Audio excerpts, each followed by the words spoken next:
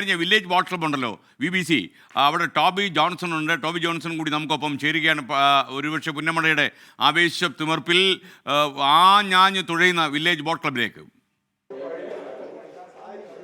അശ്വി, ഞാനുള്ളത് വിയ്യപുരം ചുണ്ടൻ തുഴയുന്ന village boat ക്ലബിൻ്റെ ക്യാമ്പിലാണ്. കാരണം എടുത്തു പറയേണ്ട ഒരു കാരണം, ഇത്തവണ എന്തായാലും കപ്പടിക്കുമെന്നുള്ള ആത്മവിശ്വാസത്തിൽ തന്നെയാണ് വില്ലേജ് ബോട്ട് ക്ലബ്ബ് കൈനകരിയുള്ളത്.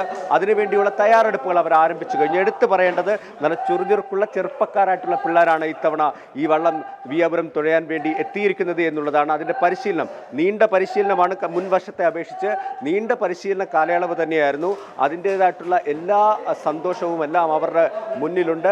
അതുകൊണ്ട് തന്നെ ഇത്തവണ കപ്പടിക്കുമെന്നുള്ള 100% ആത്മവിശ്വാസത്തിൽ തന്നെയാണ്. ഇപ്പോൾ രാവിലെ തന്നെ വള്ളത്തിലേക്ക് കയറാനുള്ള തയ്യാറെടുപ്പാണ്. അതിന് മുൻപായിട്ടുള്ള വാമപ്പാണ്, ചിട്ടയായിട്ടുള്ള പരിശീലനം. നമുക്കറിയാവുന്നതുപോലെ വള്ളങ്ങളുടെ പരിശീലനം എന്നൊക്കെ പറഞ്ഞാൽ നമ്മൾ കണ്ടിട്ടുള്ളതാണ്. വളരെ ചിട്ടയായിട്ടുള്ള പരിശീലനമാണ്. ആ ചിട്ടയായിട്ടുള്ള പരിശീലനം അതിൻ്റെ ഒരു അവസാന ഘട്ടത്തിലേക്ക് എത്തുന്നു.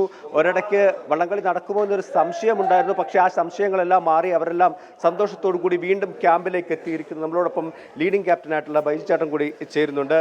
ബൈജുചേട്ട, വീണ്ടും ഒരു അവസരം കൂടി വന്നിരിക്കുകയാണ്. ഇത്തവണ ഈ ചിരി ഫൈനൽ വരെ കാണും എന്ന് ഉറപ്പല്ലേ? ഫൈനൽ കഴിഞ്ഞും കാണുമെന്ന് ഉറപ്പാണ്. ആ നിലയിലുള്ള കഠിനമായ പരിശീലനം ഞങ്ങൾ ചെയ്തുകൊണ്ടിരിക്കുന്നത്. നല്ല ആത്മവിശ്വാസത്തിലാണ് ഞങ്ങൾ മുന്നോട്ട് പോയിക്കൊണ്ടിരിക്കുന്നത്. വള്ളംകളി മാറ്റിവെച്ചതിൻ്റെ കുറച്ച് ബുദ്ധിമുട്ടുകളൊക്കെ ഞങ്ങൾ അഭിമുഖീകരിക്കേണ്ടി വന്നിട്ടുണ്ട്. ഏതാണ്ട് ഫൈനലിൽ കളിക്കാൻ തയ്യാറെടുക്കുന്ന വള്ളം ഞങ്ങൾ ജയിക്കാൻ വേണ്ടി മുന്നോട്ട് പോകുന്ന വള്ളമാണ്. ആര് ജയിക്കും തോക്കുന്ന അന്നാണ് തീരുമാനിക്കുന്നതെങ്കിൽ പോലും നല്ല ആത്മവിശ്വാസത്തോടെ ട്രയലെടുത്ത് വരികയായിരുന്നു. ഞങ്ങൾ അന്നത്തെ ഒരു ട്രയലിൻ്റെയും പരിശീലനത്തെയും വിളിച്ചെത്തി പരിശോധിക്കുമ്പോൾ സ്വാഭാവികമായിട്ടും ഞങ്ങൾക്കൊരു അപ്പർ ഹാൻഡ് ഉണ്ടായിരുന്നു, മേൽക്കൈ ഉണ്ടായിരുന്നു. പക്ഷേ പിന്നീട് മാറ്റിവെച്ചു. ആദർശമായിട്ട് സാമ്പത്തിക പ്രതിസന്ധി ക്ലബിനെയൊക്കെ ബാധിച്ചു.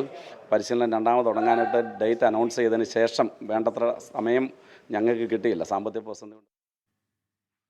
Okay, thank you.